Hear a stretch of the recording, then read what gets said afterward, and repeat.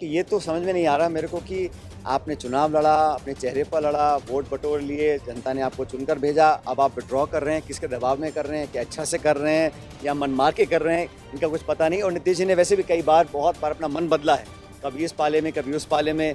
अब सुनने में आया कि वो दिल्ली आ रहे हैं।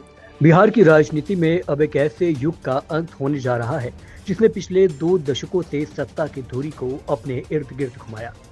रिकॉर्ड 10 बार बिहार के मुख्यमंत्री रहे नीतीश कुमार ने आधिकारिक रूप से घोषणा कर दी है कि वे अब राज्यसभा जा रहे हैं। उन्होंने केंद्रीय गृह मंत्री अमित शाह की मौजूदगी में नामांकन भी दाखिल कर दिया है। नीतीश के इस चौंकाने वाले फैसले ने जहां बिहार में भाजपा के पहले मुख्यमंत्री का रास्ता साफ कर दिया है, वहीं विपक्षी खेमे ने इसे दिल्ली का दबाव करार दिया है।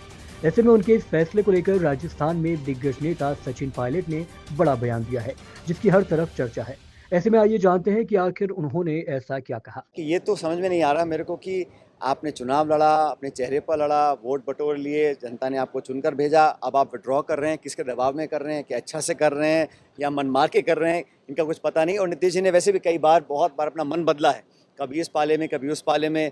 अब सुनने में आया कि वो दिल्ली आ रहे हैं। बिहार में क्या होगा, क्या दोबारा भाजपा वहाँ पर उनको दबाव बनाकर सत्ता हासिल करेगी, मैं नहीं कह सकता हूँ। लेकिन जो कुछ भी हो रहा है ये जनता को धोखे में रखकर किया गया है। अगर आप 6 महीने पहले बोल देते कि मुझे राज्यसभा में जाना है तो हो सकता है परिणाम कुछ और आते बिहार के। नीतीश कुमार के इस फैसले पर राजस्थान के पूर्व उप मुख्यमंत्री सचिन पायलट ने जोरदार हमला बोला है। पायलट ने सवाल उठाते हुए कहा कि नीतीश कुमार ने अपने चेहरे पर चुनाव लड़ा और जनता का जनादेश हासिल किया। अब वह किसके दबाव में मुख्यमंत्री की कुर्सी छोड़ रहे हैं। पायलट यही नहीं रुके, उन्होंने नीतीश के बार बार गठबंधन बदलने के इतिहास पर तंज कसते हुए कहा कि उन्होंने तो बहुत बार अपना मन बदला है, कभी इस पाले में तो कभी उस पाले में। अब दिल्ली जा रहे हैं, देखते हैं आगे क्या होता है। नीतीश कुमार ने सोशल मीडिया मंच एक्स पर एक लंबी पोस्ट लिखकर बिहार की जनता का आभार जताया। उन्होंने लिखा कि वर्ष 2005 से अब तक जनता ने उन पर जो भरोसा जताया है, उसी की ताकत ने उन्होंने बिहार की सेवा की है। नीतीश ने बताया कि उनकी हमेशा से इच्छा थी कि वे विधानमंडल और संसद दोनों सदनों यानी कि विधानसभा, विधान परिषद, लोकसभा और राज्यसभा के सदस्य बने। इसी अधूरी आकांक्षा को पूरा करने के लिए वे अब उच्च सदन की राह पकड़ रहे हैं। नीतीश के इस्तीफे के साथ ही अब बिहार में पहली बार भारतीय जनता पार्टी का मुख्यमंत्री बनने का रास्ता साफ हो गया है। माना जा रहा है कि हिंदी पट्टी के एकमात्र राज्य बिहार में अब कमल खिलेगा।